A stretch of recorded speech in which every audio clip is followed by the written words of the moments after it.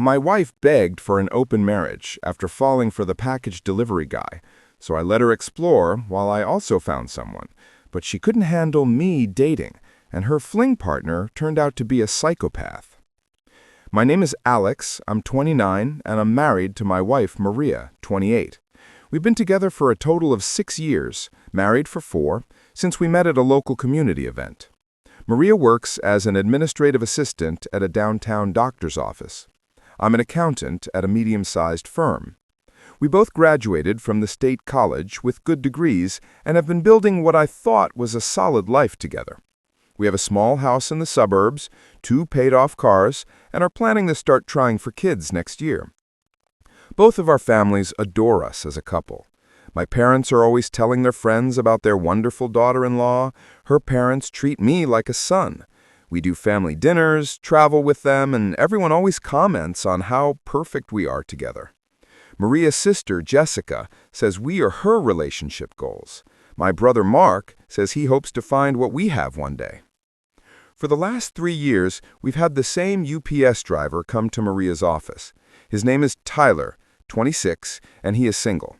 Maria would mention him now and then over the years, usually just commenting that he was nice or that he had brought a big shipment that day. I never thought much of it. But about 6 months ago, Maria started bringing up Tyler more frequently. She would tell me about their conversations, how he had asked about her weekend plans or complimented her new haircut. She started adjusting her lunch break to be at the office when he arrived. She said they would talk for about 15 minutes every time he made a delivery.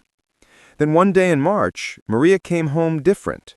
She sat on our sofa and just stared at the wall for a good while before dinner. When I asked what was wrong, she said Tyler had asked her a personal question that day. She said he told her that he felt a pull toward her and wanted to know if she felt the same.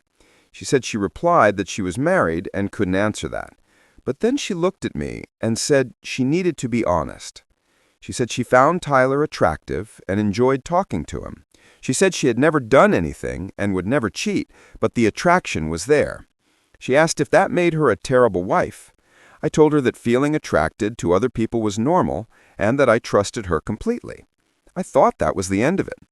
Except in the following weeks, Maria seemed distant. She would stare out the window during dinner. She spent more time on her phone.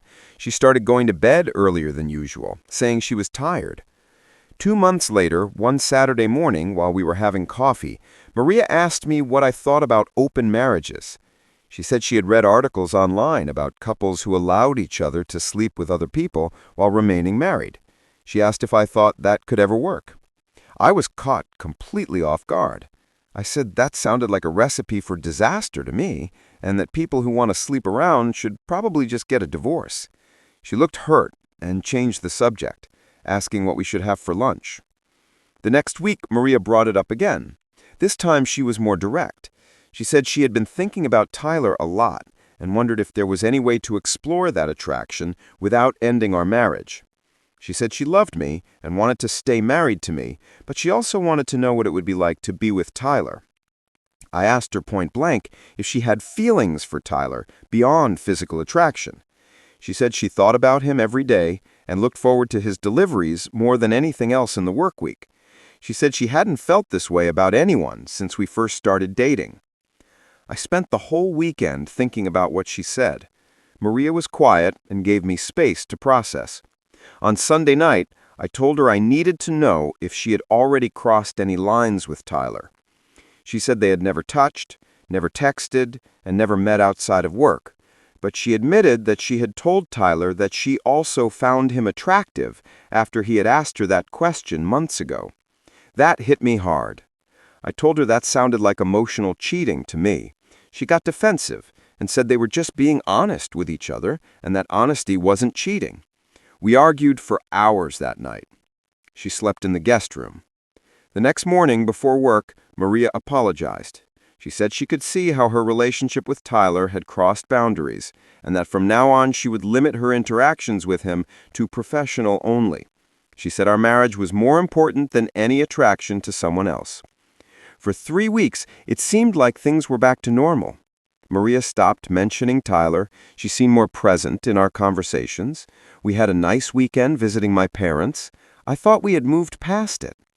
Then, one evening in May, as we were lying in bed after being intimate, Maria said she had something to tell me. She said she hadn't been able to stop thinking about Tyler, despite trying to focus on our marriage. She said limiting their conversations had only made her want to talk to him more. She said she felt like she was living a lie by pretending the attraction didn't exist. She asked me again about the possibility of an open marriage. This time she was specific. She said she wanted permission to explore her connection with Tyler while remaining married to me. She said it would only be physical and wouldn't threaten our emotional bond. She promised it would make her appreciate our marriage even more. I was silent for a long time. Part of me was hurt that she couldn't just let it go, but another part was curious if our marriage was strong enough to withstand something like this. Maria seemed so broken up over the situation that I began to wonder if letting her get this out of her system might actually save our marriage. After a week of thinking, I told Maria I would consider it, provided it was under conditions. I said we would need clear ground rules and total honesty about everything. She agreed instantly and seemed relieved. We spent the next 2 weeks hammering out rules. I refused both. I said I wouldn't commit to keeping secrets from people we loved if the situation became something relevant to share. And I said I couldn't promise to stay married no matter what because I didn't know how I would feel once this started. Maria looked disappointed, but agreed to move forward with only the 4 original rules. Looking back, I should have paid more attention to why she wanted those extra protections. I should have realized she was afraid of the same things I was afraid of. But at the moment, I was just focused on seeming fair and reasonable. A month went by, and Maria didn't act on the open marriage agreement.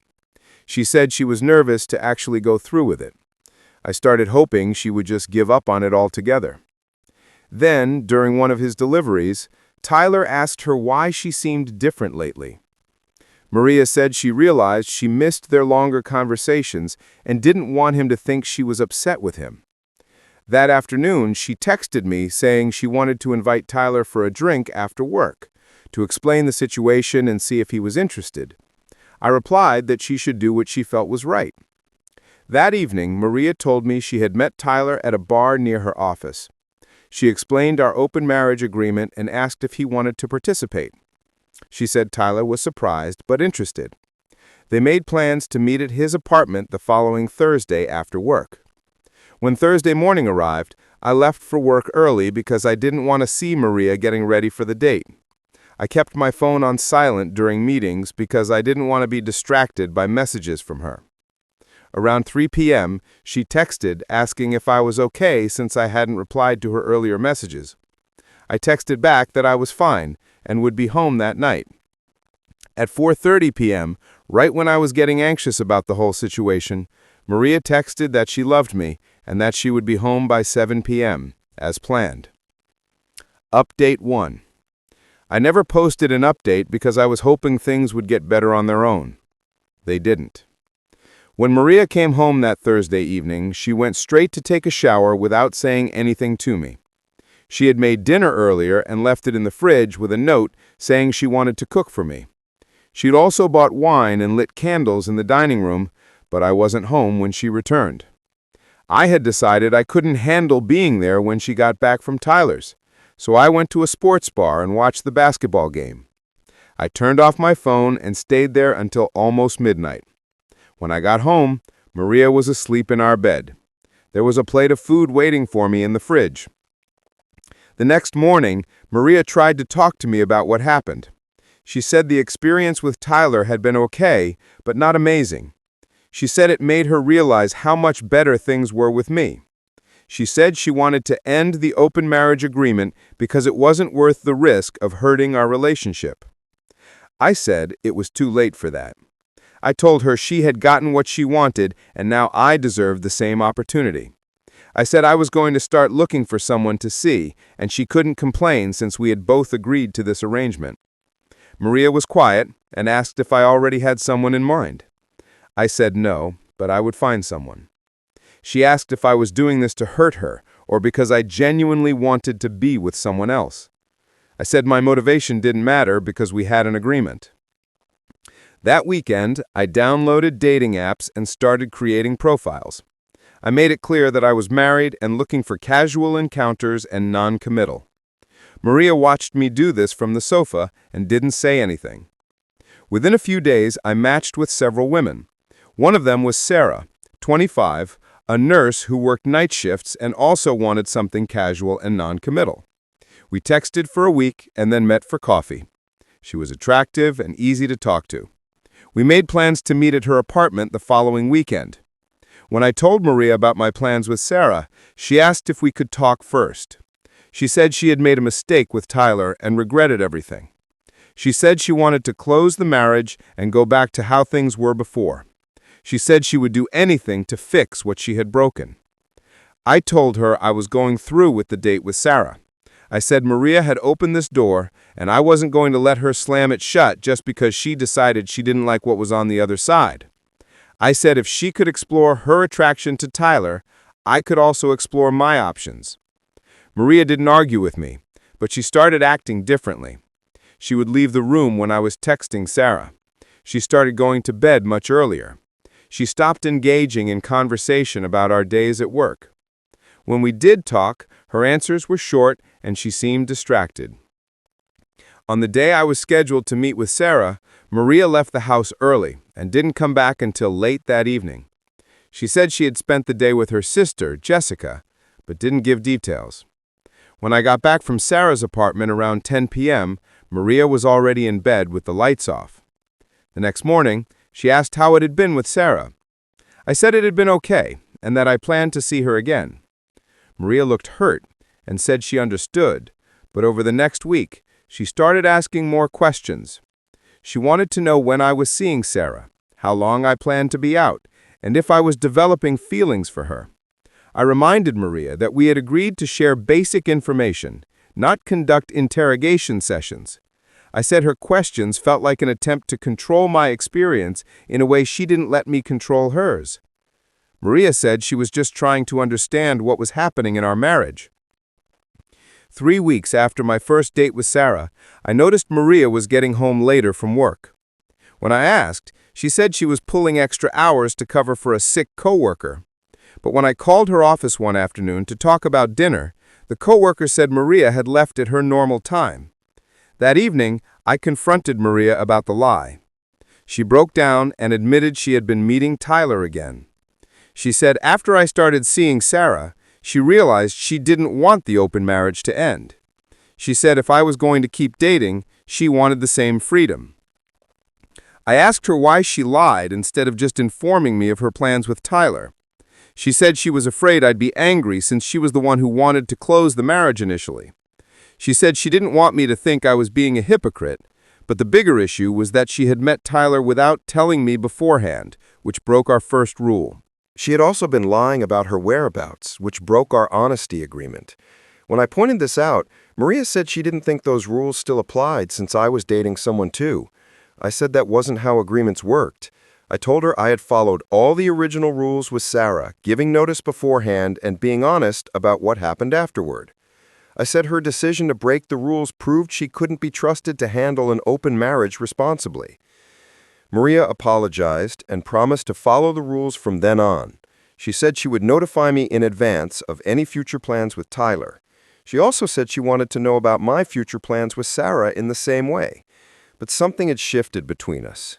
Our conversations felt strained. We were both tracking each other's outside activities in a way that felt competitive, not supportive. We started eating dinner looking at our phones instead of talking. We stopped making weekend plans together because both of us were busy making separate plans. By the end of the month, I realized we were living more like roommates who occasionally had sex than a married couple who happened to see other people sometimes. Update 2. The open marriage arrangement continued for another 6 weeks before everything completely fell apart. In late July, Maria's sister, Jessica, called me while Maria was at work. She said Maria had seemed off in their recent conversations and asked if everything was okay between us. I told Jessica that Maria and I were dealing with some relationship issues, but it was nothing serious. Jessica said Maria had mentioned that I was working late more often and seemed distant at family gatherings. She asked if I was having trouble at work or if there was something more going on that she should know about. I reassured Jessica that work was fine and thanked her for worrying. But Jessica's call made me realize that our situation was starting to affect our relationships with our families. Maria and I had turned down invites to family events because we were busy with our outside relationships. We had canceled dinner with my parents twice in the last few weeks. We hadn't had our traditional monthly game night with Maria's family since the open marriage started. The following week, my brother Mark showed up at our house unannounced one Saturday afternoon. Maria was at Tyler's, and I was getting ready to meet Sarah for dinner. Mark said he wanted to check in on us since we'd been so busy lately. He noticed that Maria and I were sleeping in separate rooms. We had started this a few weeks ago because our schedules with other people meant we were getting home at different times and didn't want to wake each other up. But I understood how it must look to someone who didn't know about the agreement. I told Mark that Maria and I were going through a rough patch, but we were trying to work things out. Mark offered to help in any way he could and said he hoped we could make it work because we seemed so good together. After he left, I sat in the empty house and wondered if we weren't making a terrible mistake. That night, when Maria returned from Tyler's, I asked her if she had told anyone about our open marriage. She said she had felt like talking to Jessica about it, but decided not to because Jessica wouldn't understand. I told her about Mark's visit and how uncomfortable it was to explain why we seemed to be having problems without being able to say what was really going on. Maria said she had been thinking the same thing. She said lying to her family about where she spent her time was getting exhausting. She said she missed being able to share what was happening in her life with the people closest to her. We decided to end the open marriage agreement and focus on rebuilding our relationship with each other. I told Sarah there would be no more, and Maria told Tyler the same. We agreed to delete the dating apps and start spending our evenings together again. For the first week, things seemed to improve. We cooked together, watched movies, and talked about work like we used to.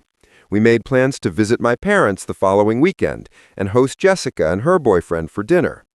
But then Tyler showed up at Maria's office on a day he wasn't scheduled for deliveries. Maria told me that night that Tyler said he missed her and wanted to know if she would reconsider ending their relationship. She said she told him no and asked him to respect her decision. 2 days later, Tyler came to our house.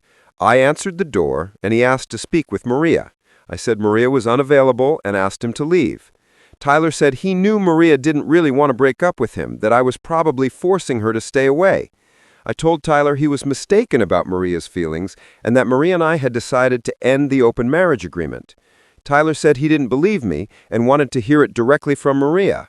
When I refused to call her downstairs, Tyler said he would keep coming back until she agreed to talk to him. When I told Maria about Tyler's visit, she said she would call him and make it clear she didn't want to see him anymore. But the next day, Tyler called Maria at work and asked her to meet him for coffee to discuss the situation. Maria agreed, saying she wanted to shut things down definitively so Tyler would stop bothering us. That afternoon, Maria came home and said Tyler didn't take the news well. She said he accused her of leading him on and wasting his time. She also said he made comments about our marriage that made her uncomfortable. She said Tyler claimed I must be controlling her and that she would eventually realize she was making a mistake. 3 days later, Tyler called me at work. He said he wanted to talk to me man to man about the situation with Maria. He said Maria had told him she wanted to keep seeing him, but that I was preventing it. He said if I truly loved Maria, I would want her to be happy. I told Tyler he was wrong about Maria's feelings and that he needed to stop contacting both of us. Tyler said he didn't believe me and that he would keep trying to talk to Maria until she told him herself that she didn't want to see him anymore. That night, I asked Maria exactly what she had said to Tyler during the coffee meeting. Maria said she had told him our marriage was her priority and that she couldn't see him anymore, but when I pressed for more details, Maria admitted she had also told Tyler that breaking up was hard for her because she had enjoyed their time together.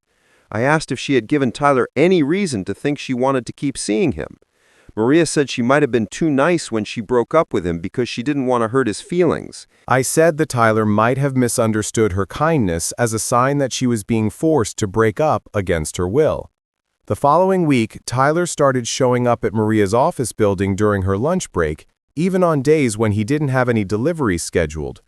Maria's colleagues started asking why the UPS driver kept lingering around the building looking for her. Her boss asked if there was an issue with the delivery service that needed to be resolved. Maria said she felt cornered. She said she couldn't tell her boss the real reason Tyler was bothering her without revealing our open marriage agreement. But she also couldn't ignore his behavior because it was affecting the work environment. She said she was thinking of asking to work from home more often to avoid seeing Tyler. Update 3. Everything came to a head in September when Tyler's behavior escalated beyond what either of us expected. Tyler had been showing up at Maria's work almost every day for 3 weeks. Her boss finally called the UPS company to complain about the driver's unprofessional behavior. The company transferred Tyler to a different route, but that only made things worse. Without the delivery job giving him access to Maria's building, Tyler started waiting for her in the parking garage where she kept her car. Maria would text me when she was leaving work so I would know her approximate arrival time. But several times she arrived much later than expected because Tyler cornered her and insisted on long conversations about their relationship. One evening in mid-September, Maria arrived home visibly shaken. She said Tyler had followed her car from work and was parked outside our house. She said when she got out of the car, Tyler approached her in our driveway and asked to come inside to talk to both of us together. Maria said Tyler believed that if he could speak to me directly, he could convince me that Maria really wanted to keep seeing him. She said Tyler had convinced himself that I was an abusive husband who controlled Maria and prevented her from making her own choices. I looked out the front window and saw Tyler sitting in his car across the street. I called the non-emergency police line and explained that we had someone who wouldn't stop bothering us. The officer who came over spoke to Tyler and told him he needed to leave our neighborhood and stop harassing us. But Tyler didn't stop. The following week, he started calling Maria's office phone multiple times a day. Her boss said that if the situation wasn't resolved quickly, she might need to consider looking for another job because Tyler's behavior was disrupting the entire office. Maria finally decided she had to tell her boss the truth about why Tyler was after her. She explained that she had become personally involved with Tyler and was now trying to end that relationship. Her boss was understanding, but said she couldn't let Maria's personal issues affect the work environment indefinitely. Meanwhile, Tyler also started calling our home phone. I stopped answering calls from numbers I didn't recognize, but Tyler would leave long voicemails explaining why he thought Maria and I should get a divorce so she could be with him. Some of these messages were aggressive, others were pleading. All of them made it clear that Tyler didn't accept the fact that Maria had chosen to end things with him. In early October, Tyler showed up at my job. He asked the receptionist to speak with me, saying he had something important to discuss about a mutual friend. When I went to the lobby and saw Tyler, I told him to leave immediately. Tyler said he wouldn't leave until I admitted I was forcing Maria to stay away from him. Tyler's visit to my office was the final straw. I told my boss what was happening and asked for advice. My boss recommended that I seek legal counsel to see what options we had to make Tyler stop harassing us. The lawyer said we had enough documentation to request a restraining order against Tyler. Between the voicemails, the visits to both our workplaces, and the episode where he followed Maria home, there was a clear pattern of harassment that justified legal intervention. We filed for the restraining order in November. Tyler was officially served with the documents, ordering him to stay away from both of us, our house and our workplaces. The order also prohibited him from contacting us by phone, email, or any other means. But the damage to our marriage had already been done. Months of dealing with Tyler's harassment put an enormous strain on our relationship. Maria blamed herself for getting involved with him in the first place. I blamed myself for agreeing to the open marriage, even though I had serious reservations about it. We stopped talking about anything other than the practical aspects of dealing with Tyler's behavior. We no longer ate dinner together because we were too stressed to enjoy the food. We stopped making weekend plans because we never knew if Tyler would show up somewhere and ruin our day. By December, we were living like strangers who happened to share the same house. We weren't fighting, but we weren't connecting at all either. We would sit in the same room watching television without talking, We went to bed at different times and woke up at different times. On New Year's Eve, instead of celebrating together, Maria went to her sister's house and I stayed home alone. We had both been invited to the same party, but we agreed that we weren't ready to pretend everything was normal in front of our friends. That night I realized our marriage was over. The open marriage experience destroyed the trust and intimacy we had built over 6 years together. Even with Tyler finally out of the way, we couldn't find our way back to each other. Maria and I separated in January. She temporarily moved into her sister's Jessica's house while we decided on the next steps. We told our families we were taking time apart to work on our relationship, but we both knew we were likely headed for divorce. We filed for divorce in March. The process was straightforward because we agreed on how to divide our assets and neither of us wanted to fight over anything. We sold the house and split the money. We divided the furniture and household items without major arguments. The divorce was finalized in June. Maria found an apartment for herself on the other side of the city and got a new job at a different company. I moved into a smaller place closer to my office. Today, we no longer have any contact with each other. Looking back, I realize we were both naive about what an open marriage would actually entail. We thought we could control the emotions and complications that come with intimate relationships outside of marriage. We thought we could establish rules that would protect our core relationship while allowing us to explore attraction to other people. But we learned that some doors don't close once they're opened. We learned that bringing other people into our marriage changed us in ways we never imagined. And most importantly, we learned that some mistakes can't be undone even when both people want to fix what was broken. Neither of us has remarried. I don't know if Maria has dated anyone since the divorce. I've had a few dates, but nothing serious. I'm still not sure if I'm ready to trust my heart with anyone else again after everything that happened. The restraining order against Tyler is still in effect. As far as I know, he has complied with the order and stayed away from both of us. But this experience taught me how quickly someone you barely know can become a real threat to your safety and peace. I don't blame Maria for being attracted to Tyler or for wanting to explore that attraction.